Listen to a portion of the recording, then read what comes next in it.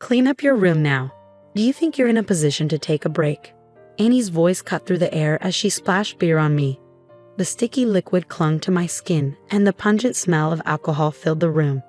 I stood there, stunned by the suddenness of her actions. Annie continued to hurl words at me, but I couldn't grasp what she wanted. I was lost, unsure of what to do or how to respond. Just then, a voice echoed from the computer. The instant I recognized who it was, Annie, who had been red with anger, suddenly froze. Her body tensed, and she collapsed to the floor. My name is Karen, and I'm 33 years old. I work as an administrator at a local company, managing documents and crunching numbers with my calculator. Even though I often thought about using the computer more efficiently, I wasn't in a position to make such suggestions. I had to tread carefully around my superiors, attending company parties out of obligation. My mental health was nearing its limit. There's another mistake in this number.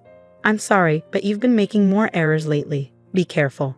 Fatigue was taking its toll, leading to more mistakes, and my confidence in my work was crumbling.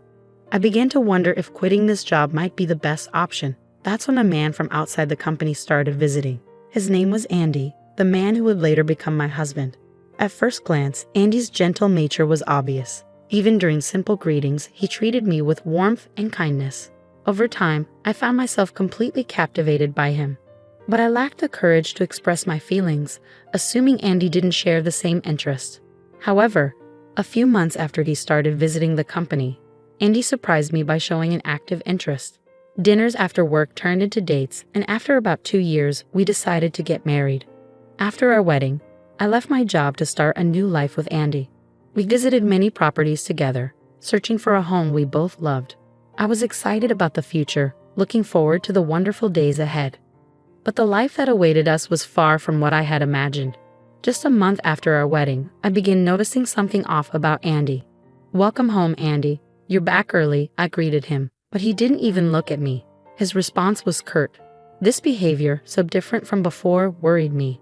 He seemed out of sorts, slightly irritated. "Are you okay? You look tired." "Huh? Yeah," he replied, but his mood remained distant. At the time, I'd attributed it to exhaustion and didn't think much of it. But the next day, and the days that followed, Andy's behavior stayed the same. His words, his demeanor, even his actions, like coming home late without any notice, became more careless. I wondered if I had said something to upset Annie. I kept replaying my actions, words, and thoughts about her, trying to pinpoint where I might have gone wrong. But even as time passed, I couldn't figure out what had changed. Then, a few months after Annie's behavior shifted, the situation took a dramatic turn. One evening during dinner, Annie suddenly began hurling harsh words at me. She hadn't even taken a bite of her food when she said, "Karen, you get it." "Get what?" I asked, taken aback by her abruptness. There was no clear context, and I was unsure how to respond. Without hesitation, she replied, "Your cooking tastes awful." "Awful? Really?" I stammered, shocked by her words. "Yeah, haven't you noticed? I wish you knew how I feel, having to eat such terrible food every day." Throughout our relationship, I had frequently cooked for her, and she had never criticized my cooking like this before. In fact, she used to enjoy the meals I made, often expressing her appreciation. The thought that she now found my cooking unpalatable was completely unexpected. "But you used to enjoy my cooking," I remarked, still trying to process her sudden change in attitude. "Did I?" she replied, her tone dripping with sarcasm. Seeing my surprised expression, Annie burst into laughter. When she finally stopped, she tossed her knife and fork onto the table and headed to the bedroom, leaving her food untouched. As I stared at the uneaten meal in front of me, I was overwhelmed with mixed emotions. Had she been silently enduring my cooking all this time, or had my skills really declined? No matter how much I pondered it, I couldn't make sense of the situation. I couldn't reach a satisfying conclusion, but one thought kept crossing my mind. Considering Andy's recent behavior and harsh remarks, perhaps he doesn't love me anymore. I used to think he was just tired, but his recent actions seemed excessive. The Andy I knew would have been upfront if something was bothering him. If that's the case, I can't help but wonder if I've done something to offend him. But try as I might, I can't recall doing anything wrong. As my doubts about Andy grew, another 2 months passed, and he became even colder. The warmth and kindness he once showed when we were dating had completely vanished. He started snapping at me daily, showing irritation over the smallest things. "Did you even clean?" he snapped one day. "What? Clean what?" I replied, confused. "The bathroom isn't clean, and the living room is a mess too. I always try to keep the house tidy. I vacuum and organize every day, doing my best to maintain our home." But now, I wondered how much more I needed to do to satisfy him. What was I supposed to do? As I wallowed in disappointment, Andy showered me with even more criticism. But of all the hurtful words he said, the one that stung the most was, "Why did I ever marry a woman like this?" Was his past love for me just an illusion? The thought made tears well up in my eyes. "Wait, are you crying?" "I hope that's not just an act," he scoffed. Once he would have comforted me, now all he offered were cold words.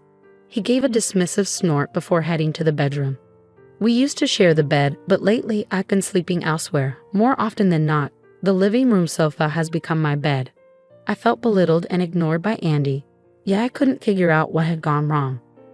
I lacked the courage to end our relationship because deep down, I still believed in Andy. Unfortunately, my feelings went unnoticed, and his behavior only worsened. "Hey, where's the food?"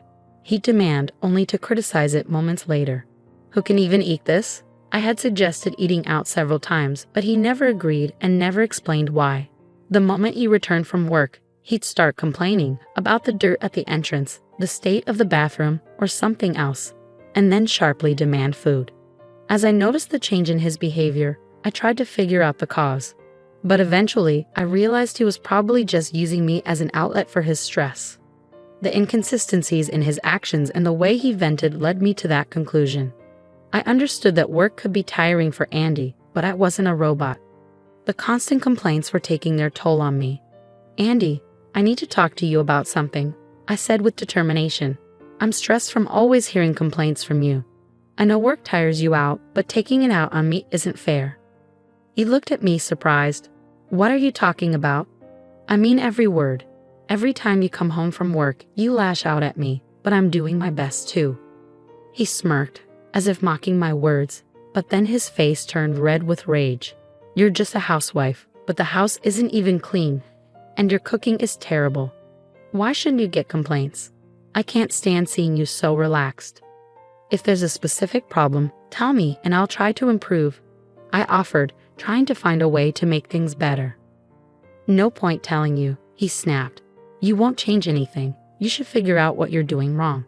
He kept dodging my questions, and from this conversation alone, it was clear he only saw me as an outlet for his stress. Expressing my feelings only strained our relationship further. His words grew harsher, and his cold attitude became more prevalent. The happy times we once shared were now a distant memory. I longed for those moments in silence, but my sighs only grew deeper as the days passed. I received a call from an unexpected person, my mother-in-law. We didn't usually communicate often, so I was curious as I answered the phone. "Hello, Karen, how have you been?" She greeted me warmly. I could feel the kindness in her voice, even through the phone. After a bit of chit-chat, she made a surprising proposition. "Handmade crafts?" she asked. "Yes, Karen, didn't you mention that you create handmade items? I've become interested and was wondering if you'd be willing to teach me." I was taken aback. I had been enjoying handmade crafts as a hobby, gathering materials and tools, and immersing myself in my work whenever Andy wasn't around. I had mentioned it to my mother-in-law once but hadn't expected her to remember. "Of course I'd love to," I replied, excited by the idea. That conversation led to us speaking more frequently over the phone. At first it was just regular calls, but as we wanted to show each other our work and explain the materials in detail, we started video calling. Though we didn't live too far apart, visiting regularly was difficult. So at the agreed upon times, I would sit in the room filled with my crafting tools, and we'd craft together while video chatting. The weariness in my heart, caused by Andy's behavior, felt somewhat eased during these chats with her. "How has Andy been lately?" she asked one day. "I rarely hear from him, so I'm curious." "Oh, he's fine," I answered, keeping my tone light. "That's good to know." I hadn't shared the recent troubles with Andy with my mother-in-law, preferring to keep those issues to myself for now. I didn't want to burden her with my troubles. Our time together allowed me to forget about Andy for a while. Even though his behavior remained unchanged and I continued to struggle, I kept all of that hidden from her. But one day, a few weeks after we started video calling, something unexpected happened. After preparing food and cleaning the house, I was video chatting with my mother-in-law when suddenly the door slammed open. It was Andy. I turned to see him standing near the door, holding something in his hand. He seemed completely unaware of the ongoing video call and slowly approached me. "What are you sneaking around doing in here? Did you finish cleaning?" "What about the laundry?" he demanded.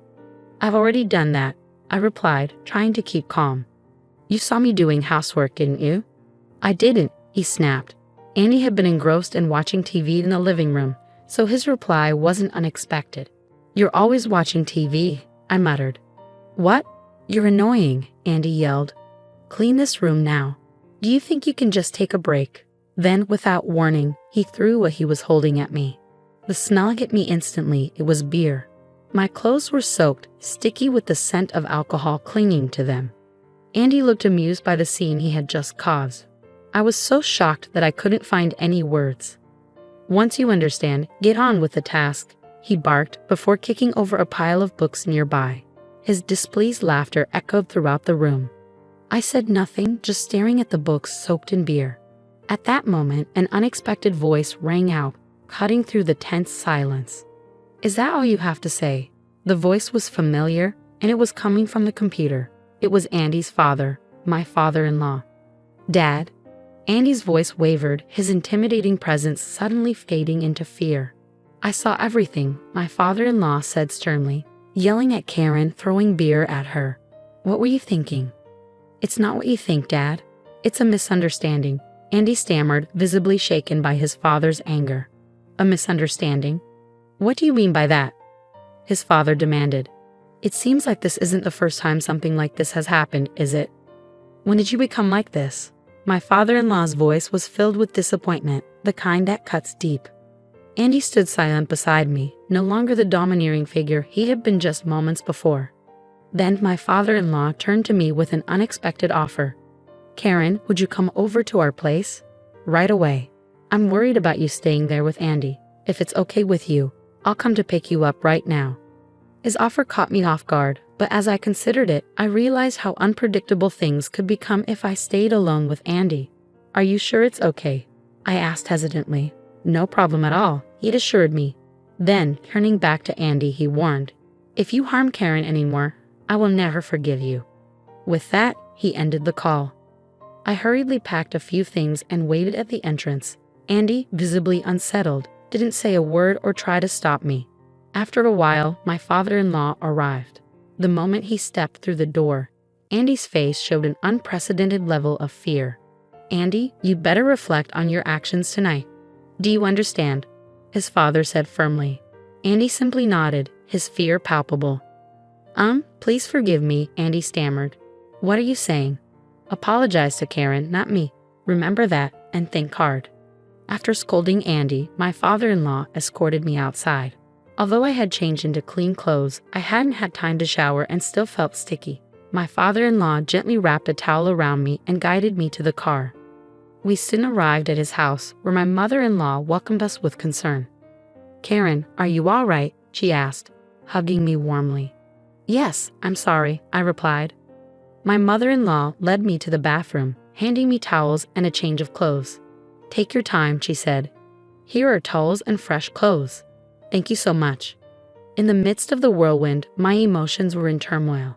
After bathing, I changed into the clothes that had been prepared for me and joined my in-laws in the living room. My father-in-law had a serious expression, while my mother-in-law looked anxious. "Thank you for everything," I said. "You're welcome," my mother-in-law replied. "Was the water temperature okay?" "Yes, it was perfect," I answered, sinking into the sofa. "Karen, can you tell us what happened?" my father-in-law asked. I hesitated, unsure where to begin. So that wasn't the first time, was it?" "No, it wasn't," I admitted. "Please tell us, Karen." I took a deep breath and carefully chose my words. My in-laws listened attentively as I explained the events following our marriage and why I had kept it from them until now. They absorbed every detail. "So that's why I came to this," my father-in-law said after a moment. "You should have told us sooner. We would have understood." "I didn't want to worry you," I replied, my voice breaking slightly. I understand how you feel, Karen. You shouldn't have kept silent about someone like him, my mother-in-law said gently. Yes, I'm sorry, I said, feeling a mix of relief and guilt. Though they scolded me softly, their concern was evident, and I felt they genuinely cared about me. There was a brief silence as my in-laws processed everything. After a few minutes, my father-in-law finally broke the silence. Karen, do you still love Andy? Pardon? I have a feeling he'll just repeat his mistakes, my father-in-law said firmly. For your sake, I think it's best if you divorce him. Decisions like this are best made quickly. My mother-in-law, sitting beside him, nodded in agreement. Divorce Andy, she urged. I was taken aback by the suggestion from his parents. The idea of divorce seemed so final, and despite everything, I still loved him. The thought of him never changing troubled me deeply, yet I felt torn. They waited silently for me to decide. After some thought, I made up my mind. I will divorce Andy, I said. I had tried to make things work and offered countless suggestions, but he had ignored them all. I believed that if we continued as a married couple, he would only continue to treat me coldly. Relief washed over their faces at my decision. After discussing it further with my in-laws, I was determined to move forward with a divorce. I could finally distance myself from Andy. Although a part of me hoped he might change his mind, the overwhelming feeling I had when deciding to divorce was relief. The following week, I went to our house with my in-laws, carrying the court papers, including an affidavit of the defendant. When I rang the doorbell, I heard footsteps approaching, and Andy opened the door. Karen, Dad, Mom, he greeted, clearly surprised and disappointed to see his parents standing there with me. It was evident he hadn't expected that I wouldn't come alone after everything that had happened. We entered the house and took a seat on the sofa, with my in-laws sitting on either side of me. Andy looked uncomfortable but didn't offer any apologies. I turned to face him directly. Andy, let's get a divorce. Divorce? He repeated, sounding incredulous. I've been thinking about it. I don't have the courage to envision a future with you anymore. Even if we lived together again, you'd probably repeat the same mistakes and forget what happened before. That's not true, he said defensively. Can you honestly claim that you've changed? I asked. You haven't even properly apologized for what happened up until last week. You're just offering lip service without showing any genuine regret. I'm sorry, Andy said, startled by my words. But it was too late. The decision had been made. I had lost all sense of forgiveness toward him. It was too late for anything now. Standing by my in-laws, I reviewed the court papers with resolve. I faced Andy with newfound confidence. Why would you say that? I asked, trying to understand his reaction. What were you thinking? After everything that happened last week, you didn't even apologize to me. It seems you never considered the possibility of divorce. If you truly understood the gravity of your actions, you wouldn't be so shocked by the mention of it. I realize I made mistakes, but I don't think it's serious enough for a divorce, Andy protested. Really? I said, incredulously. That's unbelievable. Andy seemed to freeze, his previous bravado gone. Though visibly troubled, he eventually agreed to the divorce. Not once did he show genuine remorse. As I packed my things to leave the house, I asked him, "Why did you start treating me so poorly after we got married? You weren't like this when we were dating." Hesitating, Andy replied, "I didn't want you to look down on me." "Did I ever make you feel that way?" I questioned. "No, you didn't," he admitted. "Stop imagining these absurd things," I said, shaking my head. I then left the house with my in-laws, knowing I would never return. I felt a pang of sadness as I left the home I had loved. After finalizing the divorce, I stayed with my in-laws. My financial situation as a housewife wasn't enough to start a new life alone, so their offer for me to stay was a relief. Initially, I felt uneasy, but I soon adapted to my new life and found joy in doing handmade crafts with my mother-in-law. Throughout this time, I received messages from Andy, who seemed unable to let go. However, after my father-in-law sent a firm message from my phone saying, "I'm cutting ties with you," Andy's communication ceased entirely. I suspected he hadn't anticipated that I'd be living with his parents. Perhaps he thought that keeping in touch after our divorce might lead to reconciliation. It felt as though he was looking down on me. I am genuinely grateful to my in-laws for suggesting the divorce. A year has passed since then, and while working part-time, I lead a fulfilling life on my own. Though I felt bad about relying on them too much, I decided to be independent even after leaving their home. My relationship with my in-laws remains strong, and they continue to support me. Though we are not related by blood, they welcome me with the warmth of a real family. My goal now is to show my gratitude towards them and find ways to bring them joy every day. I live with a heart full of appreciation for my in-laws.